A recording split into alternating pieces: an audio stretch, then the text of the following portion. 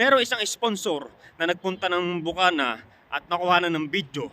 Abi, tinatawag ako kumpare. Aba, No? May nagsha-shoutout doon. Regalo. Regalo. sasabihin ko na rin sa inyo. Oo. Panigurado, dito na ako tatanda. Oo. Tawag natin bahay. Hindi sa Bukana ha. Ayoko magpatay ng bahay sa Bukana. Aywa ko design! Ayan. Eto na naman ako ang nagbabalik sa inyong harapan. Pimples pa more. So, naglalakad ako ngayon. Kauwi ko lang galing trabaho. So, umuwi ako ng alas 5. At ngayon patungo tayo sa basketball court para makapaglaro. Kasi ano tayo, kasali tayo sa liga. May liga dito sa Saudi Arabia. Liga ng basketball, kasali tayo sa lineup. So, per head 210 SAR. Kasama na entrance at uniform. So yun, 210 SAR. So kayo na lang kumompute kung magkano sa pera ng Pilipinas yun. So times 15 yun na lang 210. So yan, lakad-lakad tayo kasi kailangan natin basketball na mag-basketball hanggang sa mapalaban tayo ng liga. Marami tayong masasalamuhang paglalaro. So ayan. At isa pang magandang balita. Ay, magandang balita. Tayo ay magpapanggabi na ulit. So bukas ay Friday. Starting tomorrow dapat or Saturday kasi tomorrow pwede ako mag-day off or ipapasok ko na lang kasi Friday nga yun. Day off talaga nun.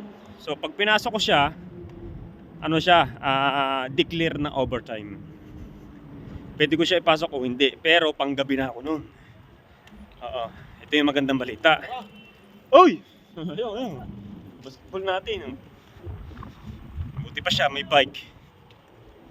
Okay din kasi dito talaga mga kalugs na may bike. O kaya yung electric bike na parang inaapakan lang na parang scooter na parang ganon.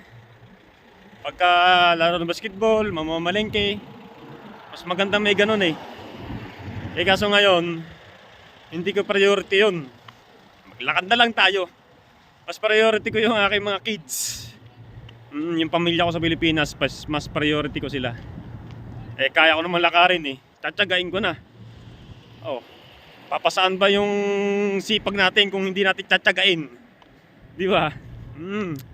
So ito yung magandang balita. Kaya tayo magiging panggabi. Ayun, may nagsha-shoutout doon. Regalo. Regalo. Pilipini. So magandang balita. Kaya tayo magiging panggabi. Ayan, napuputol eh. Iti-train na tayo sa mas angat na posisyon. So, di ko man sasabihin, baka sabihin, nagyayabang ako eh. Titrain na tayo sa mas angat na posisyon. Minesis na ako ng supervisor namin. So, yung supervisor kasi namin nag-resign na. Hanggang February 24 na lang siya. Aalis na. Nag-message sa akin. Ayun nga, aalis na yung supervisor namin February 24. Nag-message sa akin, kailangan ko na raw magpanggabi. Ituturo na raw sa akin ang pinagbabawal na technique sa mga work paper at saka sa kung ano man, inventory something. Ituturo na raw sa akin. Kaya kailangan ko magpanggabi. Nakakatawa yung mga tao dito mga kalugs. Kasi kapag nakikita nila akong nagbablog, titingin na sila tapos tatawa. Yung iba nagre-ready din ng cellphone, kunyari ganyan. At ito pa, kaya tayo inapablog. Ito yung purposes ng ating vlog. Merong isang sponsor na pumunta ng Bukana at nag-video. Merong isang sponsor na nagpunta ng Bukana at nakuha na ng video. Abi, tinatawag ako kumpare. Aba, sino ga iyon? Tinatawag ako kumpare, sponsor, tinatawag ako kumpare. Aba, ikay naman. talagang tunay kong kumpare yun. Si paring Charlie Reyes. So nasa akin video, sisingit ko yung video dito. Anak, si Sister. Ang nagpagawa sa ating bahay. Pogi pa rin. Pag mapasok ka. Pare ko kumusta? Balita ko na Saudi ka. Sa Ito, Qatar, magandang buhay sa dito Qatar. sa Pilipinas. Sugi Yan ka ang na. tagawa ng yan ang tagawa ng Oh, Itong sa sa, August. see you soon, pare ko. Alam mo yan, August. Dating ko. I love you, anak. I love you, anak. I love you. I love you, I love you. 60, pare. Ayan. So si paring Charlie Reyes yun, siya lang naman yung nagpagawa ng bahay doon sa Barangay Bukana. Siya lang naman ang the number one, kumpare ko yan. Shout out kay paring Charlie Reyes at kay Maring Ronalyn. Shout out. Umuwi sila ng Bukana at kaya yung sinasabi ko na nagkamera ng video ay nandun na mama, nag-video. Panoorin nyo na lang yung video. Ayan. So, syempre, hindi mawawala yung iba kong kumpare dyan. Sina paring Ben, Maring Mita Makabidang, ayan. At sina paring Bruce Aguilion.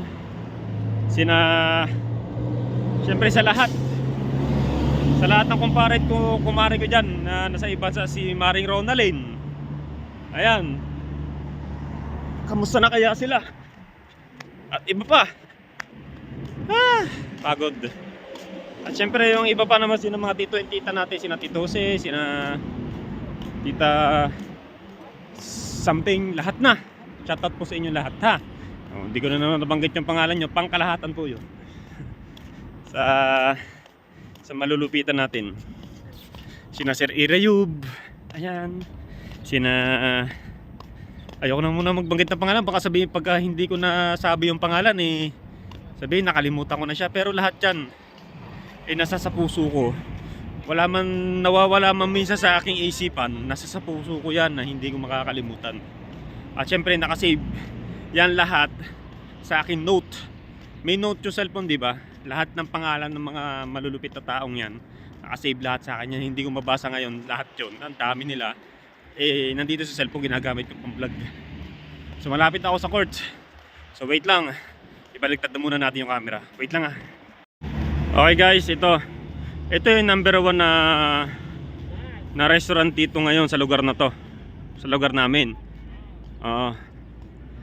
Ayan, Karachi. Ayan, dami lagi nakakain dyan araw-araw. So alam nyo ba kung bakit ang dami nakakain dyan araw-araw at ang dami laging customer nyan?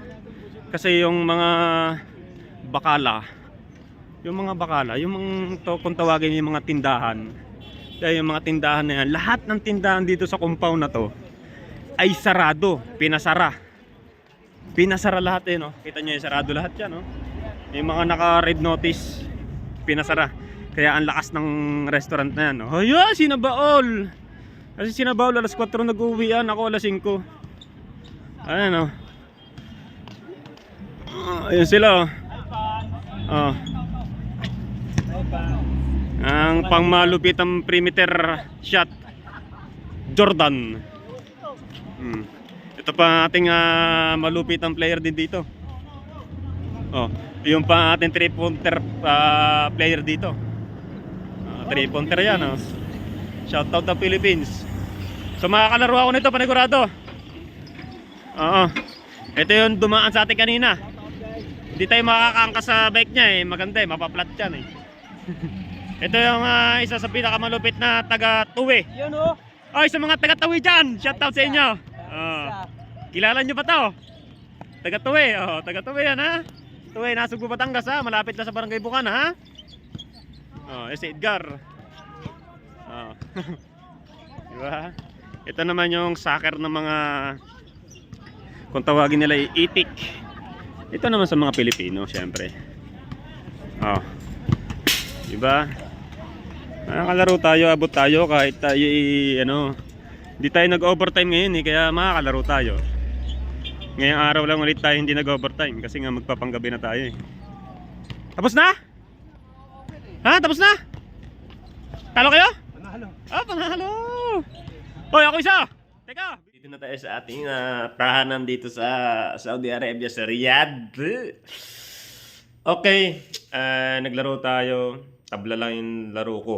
Yung Baul kasi nauna sa atin naglaro. 3 panalo sila. Sana all. Kasi mga kalogs, dito yung laro namin, pustahan. 5 real isang tao. So sa pera natin 75 or 80 pesos isang tao. Minsan nagsasampu pa, minsan nagbe-20 pa isa. Ganun yung laruan dito. Pustahan, dito lang ng Pilipinas syempre. At ayun na nga, tulad ng sinabi ko, si paring Charlie nga napapunta na ng Bukana. Napabisita doon sa mga binisita niya. Andun yung mama. At ang nakakatuwa pa sa mama, di ba? Kasi alam niyang maganda yung ano sa atin ni paring Charlie na yan. Siya ngayon nagpagawa ng bahay, nagpa-sponsor ng bahay, kaya kami nagkameron ng magandang bahay. Actually, para sa akin maganda na yung bahay na yun kahit hindi tapos yung bahay.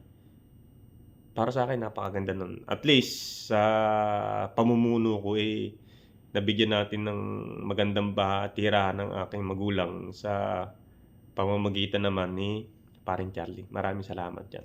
Tunay at lubos kong pinasasalamat dyan. Thank you so much. So, ngayon kasi, dito ano oras na ba? Tingnan natin. Hindi ko makikita. So, alas 11 something na. Mag-alas 12 na siguro. So, di pa ako makatulog. Kasi may pinapanood na naman ako. K-drama na naman siguro to. K-drama nga. Ano ang title niya? 18 Again. 1-8 tapos again. Ganda. Ano siya? Dati siyang sikat na basketball player. Tapos maagang nakabuntis. Kambal yung anak nila. Tumanda na. Tapos humiling siya na gusto niyang bumalik sa pagkabata. Kasi gusto niyang ganun. Bumalik nga. Para bang ang ganda. Ngayon, kalokohan, habang nakahiga ako dito sa aking higaan na to, siya na kayo magulo kasi nga, pag hinihiga natin, nagugulo talaga. Bigla na wala na wifi. Ayun, nag-orange yun. Ayun yung wifi ko. Nag-orange. Napakaloko naman yan. So, maglalaba dapat ako ngayon. Maglalaba. May naglalaba naman. Kaya bukas na ako umaga maglalaba. Pagkatapos natin maglaro ng basketball bukas sa umaga. So, ayan. So, yun nga, nabanggit ko nga, may kasali tayo sa liga ng basketball yung ating kupunan dito sa court natin dito. Nagbayad kaming bawat player na 210. So, nakapagbayad na ako kanina. So, ayan. Ganun lang yung buhay ko dito. At regarding sa trabaho natin. So, ayun na nga, nagiging maayos naman ako dito. So, isa sa motong sasabihin ko sa sarili ko, sasabihin ko na rin sa inyo. Oo. So, sasabihin ko na sa inyo na kapag ako dito sa Saudi Arabia, kapag gumanda ang salary natin, yung tumataas sabang pataas yung salary natin, or may mahanap tayo dito sa lugar na to na mas mataas yung salary o sahod, panigurado dito na ako tatanda. Oo. Dito na ako tatanda kasi kaya yun ang nasa isip ko. Gusto ko kasing masuportahan na maayos yung 2 anak ko. Hoy! Kaibigan tayo dito. Ayun o. Si Alparok. Magbabakasyon na yan. Kailan bakasyon mo? Next month. March. Sana all. Session dito. Lalaro ka ba? Bukas. Laro. Maga. Katokain ka namin ha? Oo. Ayun, lagi ko kasama si Alparok at saka si Baul. Henry Baul. So, yun na nga, yun ang sinasabi ko na, tulad niyon, matatagal na dito yun sina Alparok. 15 years na siguro yung dito. 12 years, basta mga ganun yung nila dito. Tagal na nila. Si Baul, si Henry Baul is ilan yung anak niya na napatapos niya na ng pag-aaral dito. May isa na lang daw siyang hindi napapagtatapos. Pero pag nakapagtapos na raw yung isang natitirang yun, magano na siya, for good na. Mag-exit na siya. So, yun na sa isip ko. Kaya yun ang nasa isip ko na gusto kong makapagtapos ng pag-aaral yung dalawang anak kong yan. Kaya kahit anong sakripisyo o hirap na dadanasin ko, basta kumita lang ng pera monthly na walang palya, 'di ba? Yun nga, ika nga ng karamihan sa YouTube, sa mga social media, YouTube, Facebook o naman, hindi laging ganun yung sinasahod. Minsan, babaksak tayo o makakahanap tayo ng paraan para tumaas. Ganun, ganun, ganun lang yung buhay. Pero hindi panghabang buhay na ganun. Di ba? Lilipas at lilipas din. Yung trabaho natin, lilipas man tayo, tatanda man tayo, pero yung trabaho hindi mawawala sa atin basta magtuloy-tuloy lang. May monthly tayong kikitain, may kikitain tayong pera. Kapalit ay pagod natin at serbisyo sa mga, yun nga, kasi bata pa lang ako talaga, banat na ako sa pagtatrabaho eh. Oo, ilang, 10, 12 anyos ako, sumasama na ako sa magulang ko para magtinda ng mga isda, naglalako, panahon na yun. Oo, mas gusto kong maghanap buhay kaysa sa mag-aral ng mga panahon na yun. Oo, kaya nakapagtapos lang ako ng high school. So, yun. Pero, kung hindi man ako tumanda dito sa Saudi, kung meron akong makitang isang pinakamaganda na mapuntahan ng ibang bansa, ay pupuntahan ko. Basta sa akin lang may maayos na sahod, maayos na padala, yung tipong hindi kulang, may sobra kahit konti, okay na sa akin yun. Para yung sinasabi kong sobra na yun, ayun yung tipong maiipon ng asawa ko o mga anak ko. In the future, wag naman sana. Siyempre, hindi man natin maiwasan na may magkasakit o naman tumanda tayo na may sakit, di ba? May paggagastusan tayo. Siyempre, kailangan namin yung mga ganong ipon kahit konti lang. Yung future para sa bahay namin pamilya, yung tipong matatawag natin bahay. Hindi sa Bukana ha. Ayoko magpatay ng bahay sa Bukana. Dito na sa Pating Cavite sa side na ng misis kong yan. Bahay, siyempre lupa. Magtutuloy-tuloy ako sa buhay. Hindi na ako papayag na masira na lang ng ganyan. Kasi dati naumpisahan ko na nasira na naman simula nung hindi ko namang inaano yung nasa pagkatao ko na yun eh. Kasi sa tuwing babalik ako sa Bukana, talagang ganun yung nangyayari. Pero kasi nga nandiyan lahat ng tropa ko eh, lahat ng ano ko sa buhay, yung kasiyahan sa buhay, nandiyan lahat eh. Kaya simula nang bumalik nagkaganoon na naman. Pero nung nasa Cavite ako, focus ako sa mga bagay. Pero ito, bumalik tayo sa realidad, sa buhay na seryoso. Ayun na naman sa ano ko. Kaya sabi ko sa sarili ko, o naman, mapapabalik man tayo ng Bukana, bibisita lang sa magulang o kapatid, pero hindi ganun kahabang araw. 2, mga 1 or 2 araw lang, alis na ulit. Ganun lang. Nakapokus ako sa 2 Junakis ko na kasi Seiya at Keroki talaga. Kasi sa magkakapatid namin, Tila Arne, si Utol Seiji, ako, si Mara, at yung kapatid ko pa na nandun sa ano. So, bata pa lang din na namin nakasama yung si Jengkom. Ayun si Jengkom, nakapagtapos yun, pero wala sa poder na mama. Seaman siya ngayon eh, seaman yun, alam ko eh. So, wala, inilayo kasi ng tatay niya.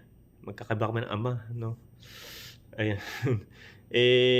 Ayun nga, yun sa mga anak ko yung gusto kong makatapos. Kaso nga lang yung anak ko, ang bibigat ng pangarap na matapos nila.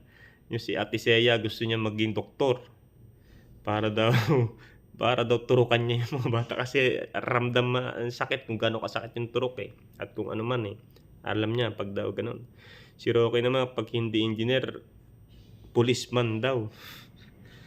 Ay medyo mabibigat yung mga ano ng mga anak ko. Basta tuloy lang ako sa buhay. Basta pag maging maayos, sahod ko okay na. Tulad ng mga ano nga natin na nung nagbablog tayo sa YouTube, yung ano natin, yung mga nagiging-sponsor natin na halos doon na tumanda talaga sa ibang bansa. Parang ganun yung mangyayari sa akin. Basta magtuloy-tuloy lang. Oh, so, ang haba na naman ng vlog natin to. Puro paliwanagan na naman to. Wala naman kayo nakita ng maganda. Puro bunga ko na naman na pagbumuka ko. Na may pimples pa na konti. Pasensya na kayo. Kumikinis yung mukha ko eh, no? Oy, sa mga hindi pa nakaka-move dyan, sa mga nangyaring mga nagdaan, wala na yon. May muta pa ata ako. Wala na yon. babus na yon. So guys, babay na muna. Doon na muna tayo. Shoutout ulit kay Paring Charlie ha. Salamat sa pagpunta ulit ng Bukana at nakasama nyo ang aking mama. Session na kahit wala ako, pero alam nyo naman na nandito ako sa Saudi. Thank you so much. At sa lahat, bye-bye.